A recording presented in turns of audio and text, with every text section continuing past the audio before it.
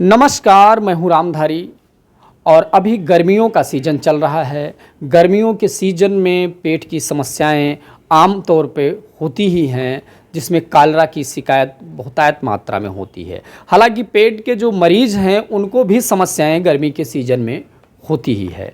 इन सब सारी जानकारी के लिए हमारे साथ में डॉक्टर के.एस. यादव हैं, जो गैस्ट्रो स्पेशलिस्ट हैं और सम्यक गैस्ट्रो हॉस्पिटल के एमडी हैं। डॉक्टर साहब, जन्मभूमि टुडे में बहुत बहुत स्वागत है। धन्यवाद रामधारी जी आपको। जी डॉक्टर साहब, जैसे अभी गर्मी के सीज़न चालू हुए हैं, जो क्या क्या ऐसी बीमारियां हैं जो गर्मियों के सीज़न में पेट से जुड़ी समस्याएं होती हैं अक्सर? देखिए, जो गर्मियों का सीज़न है ना, इसमें जो ये सीज़न जो है बैक्टीरिया वायरसेस सबके लिए जो है बड़ा अनुकूल होता है, क्योंकि ह्यूमिडिटी इसमें ज़्यादा है और उसकी वजह से ये जो है ज़्यादा पनपते हैं। तो ख़ास तौर से अगर हम देखें कि गर्मियों में आदमी जो है, ठेले वाले भी आपको बहुत सड़क पे बहुत सारे मिल जाएंगे, है ना, कि जो जूस का वो लगाते रहते हैं, गन्ने का जूस बेच रहा है, सब चीज़ें। अच्छा, ये लोग पानी जो डालते हैं बड़ा अनहाइजीनिक रहता है। अच्छा, तो आदमी चलता रहता है, प्यास हो रही है, जो प्यास लगी हुई है, तो आदमी जल्दी सोचता है कि ठंडा चीज़ें, ठंडी पानी वगैरह ले लेते हैं। अच्छा, तो जब हम लोग पेट की अगर बात करें तो पेट में जो है, जैसे कि गैस्ट्रोएंटराइटिस हो गई, कॉलरा जैसे आपने बात करी, तो ये इन्फेक्शन वाली चीज़ें जो है, इन्फेक्शन जिसमें बैक्टीरिया है, वायरसेस है, बहुत तेज़ी से होते हैं। और यही पानी पीने से या खाना खाने से बाहर वाला, ये हमारा पेट ख़राब हो सकता है, लूज मोशन हो सकते हैं। लूज मोशन के साथ साथ जो उसमें जो है ब्लड भी आ सकता है, जिसको हम लोग डायसेंट्री कहते हैं। तो एक तो ये चीज़ें हो गई कि जो आंतों की बीमारियां हो गई। इसके अलावा जो बहुत सारी बीमारियां हैं जो लीवर को अफेक्ट करती हैं। लीवर को अफेक्ट इसलिए करती है कि लीवर वाले जो पहले के मरीज़ हैं, उनको जनरली क्या रहता है कि मान लीजिए सिरोसिस है, सिरोसिस में पेट में पानी भरा हुआ है, उन लोगों को हम लोग दवाई दे रहे हैं, उनके डिहाइड्रेशन की जो है समस्या बड़ी कॉमन है। तो जैसे बाहर जा रहे हैं तो जनरली पसीने में जो है इस समय जो है 1 लीटर से 1200 ml के आसपास जो है पानी जो है लॉस हो जाता है। तो वो भी उनको जो है लीवर किडनी की डिजीज होने की संभावना ज़्यादा है, क्योंकि उनका जो है स्टोरेज कम है। और तीसरी चीज़ होती है कि पेंक्रियाज वाले मरीज़ जो हैं, या पेंक्रियाटाइटिस होने की संभावना ज़्यादा है। तो बेसिकली हम लोगों को यही है कि डिहाइड्रेशन की समस्या, इन्फेक्शन की समस्या, यही सब बीमारियों की जड़ है, जिससे हमको बचा के अपने आप को रखना है। डॉक्टर साहब, जैसे जो मरीज़ हैं इस तरीके के, जैसे आप अभी चर्चा कर रहे हैं कि जिनको पानी के पेट में पानी की समस्या है और डिहाइड्रेशन की समस्या है और इस तरीके के हैं, जैसे भाई डिसेंट्री हुआ और ये कालरा हुआ, ये तो एकाएक होता है, ऐसा कोई परमानेंट कोई बीमारी नहीं है।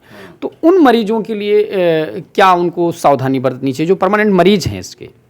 हाँ, देखिए, ये तो है कि मान लीजिए कि जो हेल्दी है, जिनकी इम्यूनिटी अच्छी है, तो ऐसा ज़रूरी नहीं है कि एक ही ठेले से जो है सब कई लोग जो है वो मतलब पानी पिए या खाना खाए तो सबको बीमारी हो जाए। बट ज़्यादातर को मतलब ऐसा हो जाता है। बट जिनकी इम्यूनिटी वगैरह अच्छी है तो उनको होने की संभावना कम रहती है। दूसरा चीज़ ये है कि जिसको पहले से बीमारी चली आ रही है, जिसको बीमारी है, मान लीजिए लीवर के मरीज़ हैं, पेंक्रियाज के मरीज़ हैं, या और कोई बीमारी है, अल्सरेटिव कोलाइटिस है, तो उनको जो है कि ये चीज़ें हैं कि इससे एग्जर्बेट चल जाएंगी। जैसे अल्सरेटिव कोलाइटिस में होता है कि कोलन में मल्टीपल जो है अल्सर बन जाते हैं, घाव बनी रहती है। तो अब मान लीजिए वो दवाई लेते लेते वो रेमिजन में चला गया और ठीक हो गई बीमारी, तो अगर बाहर का कोई इन्फेक्शन लगता है तो वो फिर से जो है उसी तरह से प्रेजेंट कर सकता है, जिसमें लूज मोशन है, लूज मोशन के साथ जो है ब्लड होता है।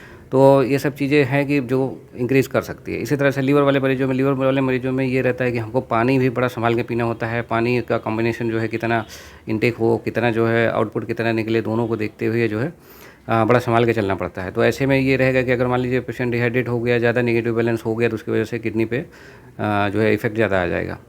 पेंक्रियाज वाले मरीज़ हैं, जैसे पेंक्रियाज क्रोनिक पेंक्रियाटाइटिस है, तो उसमें है कि अगर डिहाइड्रेशन हो जाएगा तो उसमें कि खाना पचाने में दिक्कत होगी, या फिर से एक्यूट एपिसोड जो है पेंक्रियाटाइटिस के हो सकते हैं, जिसमें पेट दर्द जो है बहुत तेज़ी से होता है।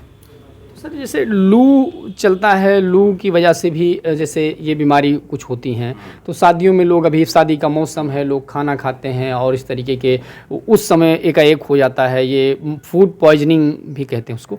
तो ये किस तरीके की चीज़ें हैं और कैसे इसको बचाव किया जा सकता है? हाँ, देखिए, एक तो गर्मी का सीज़न चल रहा है, दूसरा चीज़ लू जो चल रही है ना, लू का मतलब है कि हीट स्ट्रोक होने की संभावना ज़्यादा रहती है।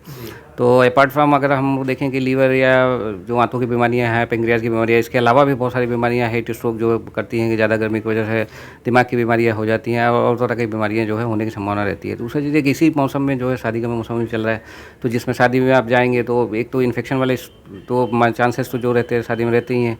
दूसरा चीज़ है कि टेस्टी चीज़ें ज़्यादा बनती है, तो उस पर तेल और मसाले के यूज़ ज़्यादा रहता है।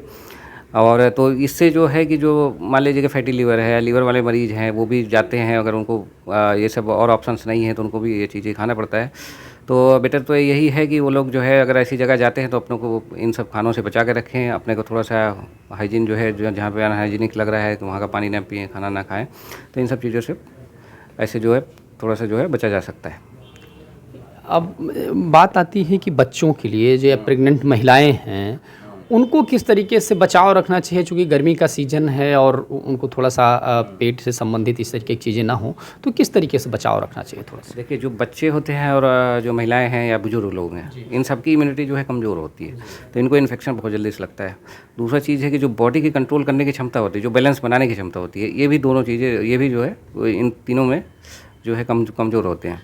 तो ऐसे है कि जैसे बच्चे हैं, बच्चे स्कूल जा रहे हैं, तो ये है कि अर्ली मॉर्निंग जो अभी तो स्कूल जो है सब सुबह के हो गए हैं, तो इनको जो है हम लोग पानी वगैरह जो है घर से दें। दूसरा चीज़ है कि इनकी जो गर्मी से लू है, इससे है कि छुट्टी होने से पहले ये लोग मतलब जल्दी छुट्टी हो के घर आ जाएँ। दूसरा चीज़ है कि जैसे बुज़ुर्ग लोग हैं, तो इनका खास तौर से हम लोग ख्याल रखें कि बाहर की चीज़ें न लें, बाहर कम से कम निकलना पड़े। ज़्यादा गर्मियों में जो भी काम जो बचे हैं सुबह-सुबह कर लिया जाए या शाम को किया जाए। अच्छा, प्रेग्नेंट महिलाओं में खास तौर से ये ध्यान रखना है कि उनको अपना ध्यान तो रखना ही है, एक जो बच्चा भी है उसका भी ध्यान रखना है। तो खाने-पीने के लिए तो है कि उनको तो एक्स्ट्रा चीज़ें खानी है, इम्यूनिटी जो है ताकि बूस्ट करके रखें। दूसरा चीज़ है डिहाइड्रेशन ना होने पाए उनको, कि मान लीजिए कि बाहर का तो कोई कुछ नहीं खा रही हैं, बट धूप में इतना ज़्यादा चल रही हैं कि उनको जो है पानी जो है पसीने में इतना ज़्यादा निकल जा रहा है कि उनको जो है डिहाइड्रेशन हो जा रहा है। तो उसमें है कि डिक्रीज़ ऑफ जो है कि उनका पानी तो मान लीजिए शरीर में रहेगा ही रहेगा, जो एमनियोटिक फ्लूइड है जो कि बच्चे के लिए ज़रूरी है वो भी जो है कम हो जाते हैं। तो प्रेग्नेंट महिलाओं के लिए खास तौर से जो है यही सलाह है कि उन्हें भी अगर जितना कम से कम निकलें उतना ठीक रहेगा, या जो भी निकलना है तो बाहर अगर बहुत ज़रूरी है तो सुबह के टाइम या शाम को अपने काम जो है शाम को निकल के करें। सर, जैसे किन फलों को खाएं ज़्यादातर, किन चीज़ों को ज़्यादा यूज करें कि जिससे भी पेट की समस्याएं भी ना हों और जो है लोगों को आराम भी रहे? अच्छा, देखिए, जो खाने की समस्या है जैसे फ्रूट्स वगैरह तो सभी खा सकते हैं, ऐसा कुछ नहीं है। अच्छा, दूसरी चीज़ है कि कुछ फल ऐसे हैं कि जिसमें पानी की मात्रा ज़्यादा रहती है ना? और दूसरा चीज़ इलेक्ट्रोलाइट ज़्यादा रहते हैं।